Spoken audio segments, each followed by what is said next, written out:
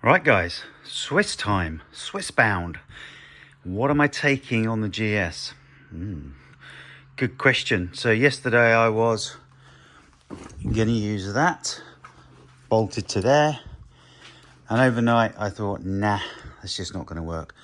32 litres, got my BMW waterproof trousers, a flipping 9 litres. So they're all gonna go in there now. I've changed my mind. So I am super Lone Rider heavy. I've got the small moto case, which is working really well. That closes up perfectly. I've got, just chucked a pair of jeans in there. Electronics package, cameras, the lot, all in one modular case.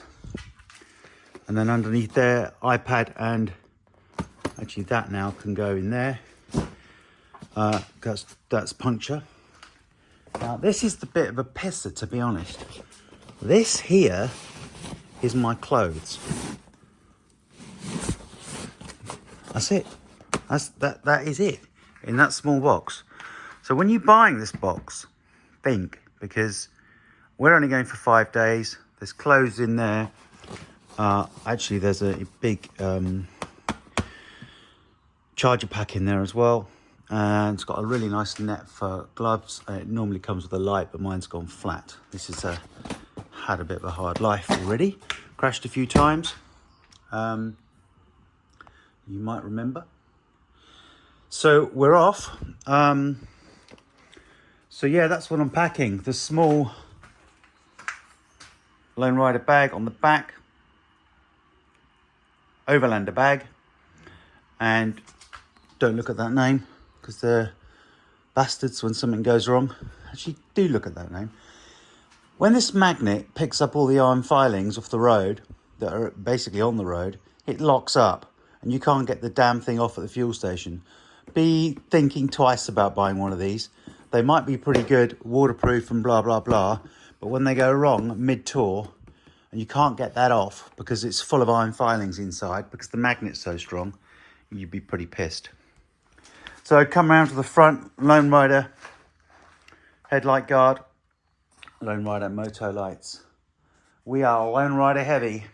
Check it out. And these Lone Rider moto lights are absolutely fantastic.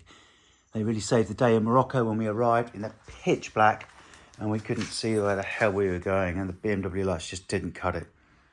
So there we go, off to Switzerland. Stick around.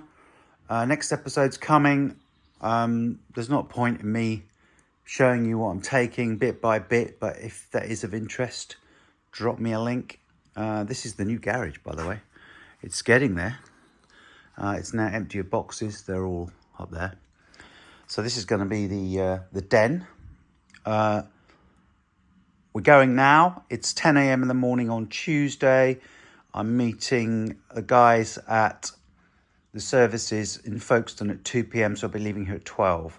I'm in Henley on Thames, and that'll take 2 hours, and then I'll show you the route. It's going to be an interesting one. We are heading down a 4 o'clock ferry down to Epinay, which is Champagne region, and we're staying there overnight.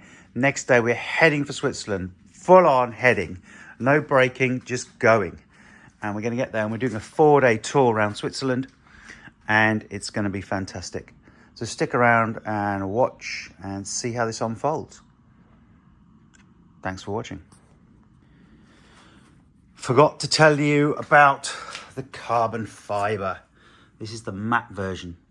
Look at that. Isn't that gorgeous? I'm going to be on the website. Drop me a line if you want one. They're £200. So £100 a side. That is beautiful carbon fiber. And also I will be doing the end can, which is there, which is equally as gorgeous. Let's show you it from the other side. Look at that beastie matte. Okay, thanks a lot for watching. Look at the state of those. Chiggy 6 in stock now, guys, by the way.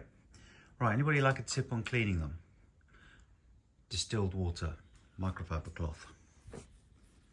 Okay. That's all you do. Nothing else, nothing fancy. And then the dry side, just do that. And the TFT as well. That's all you have to do. Don't go buying any stupid cleaners. Just distilled water, spotless. Basically, it's got no minerals in it, so it doesn't leave any deposits on the other cloth. It doesn't leave any deposits on the screen. So get a dry cloth. Look at that, perfect. Should clean my other screen now, shouldn't I? Look at that.